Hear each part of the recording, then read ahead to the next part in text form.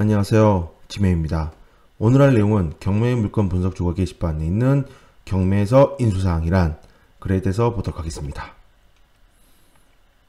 질문이 올라왔는데요. 초보자분들은 이런 질문을 하실 수 있겠구나 라는 생각을 하게 되더라고요. 저는 그냥 좀 뭐랄까 당연하게 생각되는 부분들인데, 아무래도 처음 접하시는 분들은 이러한 거에 대해서 고민이 될 수밖에 없겠죠. 일단 임차인의 강제 경매건인데요. 그럼 임차인의 확정일자, 전입신고, 보상요구 모두 했고, 그 다음에 압류가 있어서 불안하다는 얘기가 있습니다. 질문의 내용을 1, 2, 3, 4로 주셨는데, 강제경매권보다 먼저 진행된 압류 2건과 가압류 1건이 인수사항이 될 수 있는 권리인지, 그 다음에 아니라면 낙찰금으로 임차인의 배당금이 모두 돌아가면 따로 인수금액이 발생하지 않는지, 그 다음에 낙찰금으로 보증금이 배당이 안 되면 나머지는 인수해야 되는지, 이런 질문들을 주셨는데요. 이렇게 처음 접하시는 분들은 이런 고민을 할 수 있을 것 같습니다.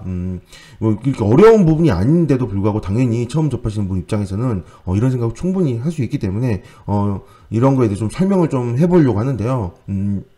오늘 할 내용은 경매를 조금 하시는 분들이라면 굉장히 쉬운 내용이 될 수도 있겠죠.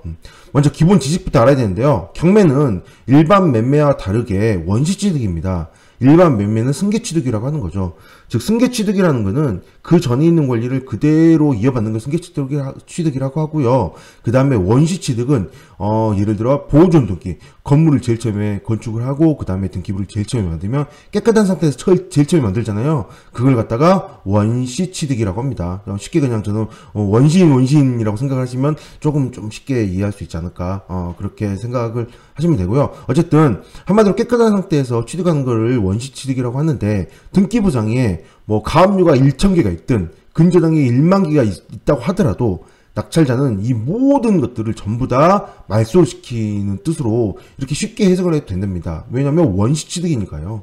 승계취득이라면 만약에 1000개가 있고 근저당 1만 개가 있다면 그대로 승계를 하거든요. 매매를 하면서 이거를 각각 다 전부 다 소멸시키지 않으면 안 되는 거죠. 그러나 원시취득의 경우는 이 가압류의 채권자들, 근저당의 채권자들의 허락을 득하지 않고서도 무조건 강제로 전부 다 소멸시킬 수 있게 됩니다. 그래서 원시취득이라고 생각을 하시면 되는데요. 이런 말소의 기준이 되는 권리를 말소기준 권리라 하고, 이 어떤 기준을 잡고 그 기준에 이하의 모든 것들을 전부 소멸이 된다라고 보시면 됩니다. 그런데 만약에 모든 등기부 사항이 쭉 여러가지 등기부 사항들이 있는데 이 중에서 만약에 말소되지 않는 게 있다. 그렇다면 매각물권 명세서에 이렇게 등기된 부동산에 관한 권리 또는 가처분으로 매각 허가에 의하여 그 효력이 소멸되지 아니하는 것에 이렇게 표시하게 되어 있습니다. 여기 일단은 해당 사항 없음이라고 되어 있죠. 그러므로 등기부에 있는 여기 아까 질문 주신 압류 2건, 가압류 1건은 무조건 소멸이 된다고 보셔야 되는 거죠. 무조건 소멸이 됩니다. 예외가 없습니다. 예외가 있다면 여기에 써져 있겠죠. 근데 그런 일을 본 적이 없죠, 아직까지. 그래서 조심을 해야 되는데, 조심이 아니라 그러므로 무조건 소멸이 된다고 보여야 되는데, 딱 하나 여기에 가처분 같은 경우는 등기부상 권리로 말소가 되지만 실제 만약에 소송 진행 중이라면 등기에 무관하게 영향을 미치는 상황이 있으므로 가처분이라는 글씨가 보인다면 일단 주의해야 됩니다. 무조건 소멸이긴 하지만 좀 영향을 미칠 수 있으므로 가처분이라는 단어는 좀 따로 공부를 하셔야 됩니다. 그럼 중요한 거는 이렇게 이제 이런 경우는 등기부는 전부 다 소멸되니까 깔끔한데, 그게 아니고 이제 세입자가 있다면 세입자는 조금 애매한 상황이 됩니다. 세입자의 기준점은 위에서 설명한 말소 기준 권리를 중심을 잡고요. 이전이냐 이후냐를 따져야 되거든요. 만약에 이전이라면 낙찰자에 대항할 수 있는 세입자로서 대항력 세입자가 되고요. 그 다음에 이후라면 낙찰자에게 대항할 수 없는 세입자가 됩니다. 여기서 대항할 수 있는 것과 없는 것의 차이점은 대항할 수 있다. 그러면 보증금을 다 받지 않을 때까지 점유를 넘겨주지 않아도 된다는 뜻입니다. 즉 배당 요구를 했는데 전부 배당을 받았다. 그러면 점유를 넘겨줘야 되겠죠.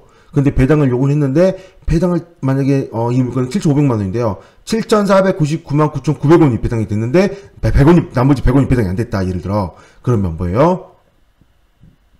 낙찰자가 이 100원을 주지 않는 한 점유를 넘겨주지 않아도 되는 거죠. 무슨 뜻인지 이해가 되죠? 그래서 대항력 있는 세입자가 배당을 다 받지 못하면 낙찰자가 인수사항이 생긴다는 거죠. 100원 이렇게요. 그래서 매각 물건 명세서를 봐보시면 일단 여기에 최선 수익 설정 일자가 되어 있는데요. 등기부에 써져 있는 권리 중에 가장 먼저 써져 있는 최선 수익 설정 일자가 압류인데, 이 압류가 말소 기준 권리가 되는데요.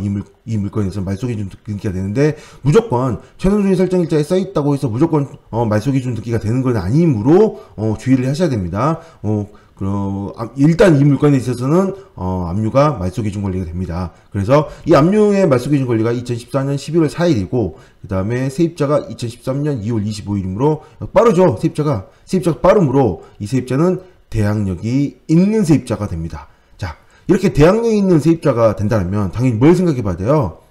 배당 요구를 했는지, 배당 요구가 정상적으로 배당 요구가 되는지. 자, 배당 요구 중기 1, 2내 배당 요구를 했죠. 그 다음에 전액 배당이 되는지 살펴봐야 됩니다. 전액 배당이 된다면 낙찰자가 인수사항이 없는데, 만약에 전액 배당이 되지 않는다면 낙찰자가 인수사항이 되겠죠. 그래서 이때 세입자는 과연 배당을 뭘로 받는지도 뒤에 써놨는데요.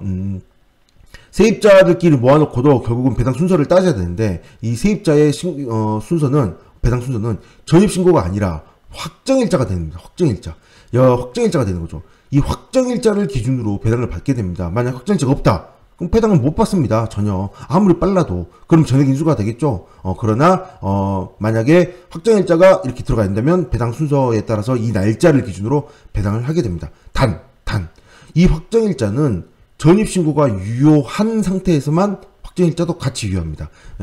전입신고가 2월 25일이다. 근데 확정일자를 만약에 1월 25일날 받았다. 그러면 이 확정일자는 유효하지 않게 됩니다. 왜? 전입신고가 없는 상태에서 확정일자니까요.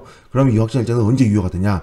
전입신고가 되는 2월 25일날 유효하게 되므로 이 확정일자는 2월 25일로 받은 것으로 보게 되면 되는 거죠. 이 날짜를 기준으로 배당을 받게 됩니다. 물론 여기서 최우선 변제는 제외합니다. 최우선 변제는 확정일자가 없어도 배당을 받게 되므로 제외하고 생각하셔도 됩니다. 자, 그렇다면 이 물건은 경매 비용이 가장 먼저 배당이 되겠죠. 경매 비용이. 그 다음에 플러스 당해세 소액 얼마 정도 배당이 될 것이고요. 그 다음에 7,500만 원일 겁니다. 7,500만 원. 그러면 얼마 정도 입찰을 했을지 모르겠지만 약 한 7,800 정도 이상의 낙찰이 된다면 세입자가 전액 배당이 되지 않을까 그런 생각을 해보게 됩니다. 물론 여기서 압류가 있습니다. 압류가 안에 있는데, 압류의 날짜를 봐보시면 2014년 11월 4일입니다. 세입자하고 약 한 1년하고 9개월 차이가 나는 거죠. 세입자하고 1년 9개월 차이가 납니다. 압류도 법정 기일이라는 게 존재를 하게 되는데, 이 기일이라는 것도 결국은 어떻게 될까요? 소유자가 돈을 내지 않았을 경우, 그 다음에, 압류가 들어오게 되는데, 1년 9개월이나 차이 나기 때문에, 이 압류의 날짜가, 세입자의 전입신고보다는 빠르지 않을 것으로 보입니다. 이 압류는, 법정기를 보기 때문에, 이제 그런 것들을 좀 확인해 봐야겠죠? 그래서 여기서 저는, 1년 9개월은 차이 나기 때문에 세입자의 전입신고보다 빠르지 않을 것으로 보이므로 세입자가 먼저 배당을 먼저 받을 것으로 보입니다. 그래서 제가 아까 말한 대로 한 7,800 정도 이상으로 낙찰만 되면 전액 배당이 받을 것으로 보이는데요.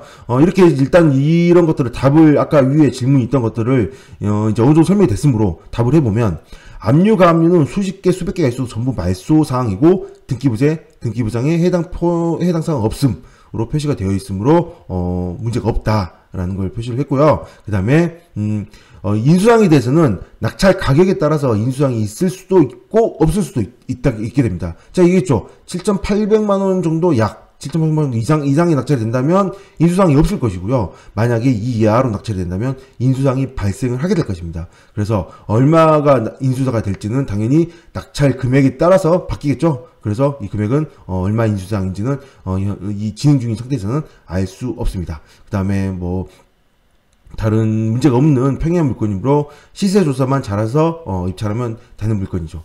이런 것들이 좀 좀 공식화되어 있으면 좋을 텐데 이런 게 좀 확실하게 되어 있지 않습니다. 아무래도 압류의 법정기일이라든가 가압류에 실제 적용되는 금액이라든가 이런 것들은 실제로 알 수 없기 때문에 단지 그냥 어느 정도 추측만 해서 나올 뿐이고, 이런 것들은 당연히 입찰자 입장에서만 이런 것들을 정확히 권리 분석을 할 줄 알아야 되는 거 수밖에 없겠죠. 그래서 이런 경매를 공부를 하고 권리 분석을 공부하게 되는 그런 물건이지 않을까 싶은 생각을 해보게 됩니다. 알고 보면 별거 없는데 하나하나 처음 접하신 분들은 이렇게 많은 고민들을 하게 되고, 이런 고민들도 하나하나 공부를 하시다 보면 알게 되지 않을까 싶은 생각을 해봅니다. 여기서 경매는 원시취득이다. 원시취득인데 단 인수사항이 있을 수도 있는 원시취득이므로 인수사항을 꼭 잘 파악해서 낙찰되는 낙찰자가 인수사항이 발생하지 않게 입찰을 하든지, 아니면 도저히